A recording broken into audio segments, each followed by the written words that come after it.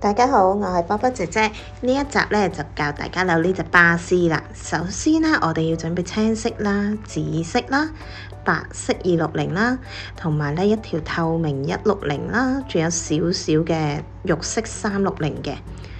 好，首先呢，綠色同埋白色嘅260呢，我哋對綁打結先。白色260呢，留一個紅耳結啦，長拋，跟住一個紅耳結，跟住呢，青色都係啦，一個長拋，手掌長嘅長拋啦，翹過對面紅耳結，同樣有一個手掌長拋翻過嚟。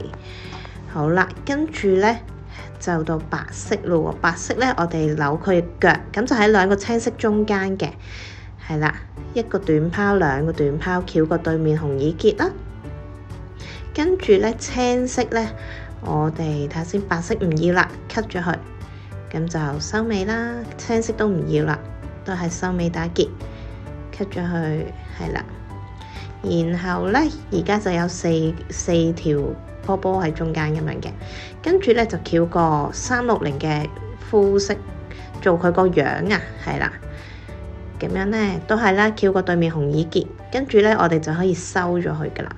所以呢，肉色我哋唔需要用好多，就係咁樣。跟住呢，就整佢頭盔嘅部分啦。紫色翹上去紅耳結度先啦，喺後面嘅一條長拋先。然之後呢，紫色再俾多條長拋，因為360闊啊，所以我哋唔好 cut 住。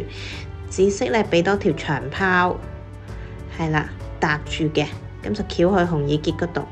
2條咁樣啦，好，多咗呢啲唔要嘅剪咗去，咁就翹實去擺翻喺中間收尾啦。最後啦，我哋呢就俾個透明嘅，因為佢頭盔嗰度咪有個透明嘅罩，玻璃罩嘅，我哋呢模仿佢玻璃罩，俾條幼啲嘅160透明俾佢，咁就模仿佢嗰個玻璃罩咁樣嘅，就係咁啦。咁跟住呢就係收尾打結啦，透明都。冇錯，巴斯大概就係咁樣，跟住呢就可以到我哋畫公仔嘅環節啦。同樣啦，都係用白色打咗底先，係啦，畫眼睛打底，然後呢就可以畫下佢嗰個眉毛啦，係啦，佢個眉毛有啲神氣嘅，係啦，有少少戚起咁樣嘅。跟住呢，我哋就可以畫下佢個嘴巴啦。其實呢，點畫都冇所謂嘅，照翻你哋所認知嘅巴斯咁去畫翻一啲裝飾俾佢啦，喺件衫嗰度係啦，或者畫翻佢樣出嚟啦，唔一定要跟死我噶嚇，我亦都唔係一定最靚嘅，可能你畫得先至最靚。咁所以呢，同樣啦，每一次呢，我教學生去畫公仔嘅時候呢，我都會同佢哋講，自己去決定啦。咁同樣都會有學生問，我唔想畫喎，可唔可以買啲啱用嘅貼紙貼上波波度啊？可以嘅，可以用貼紙嘅，不過呢，要留意翻就係貼紙呢，佢冇得跟住個波波去縮細嘅。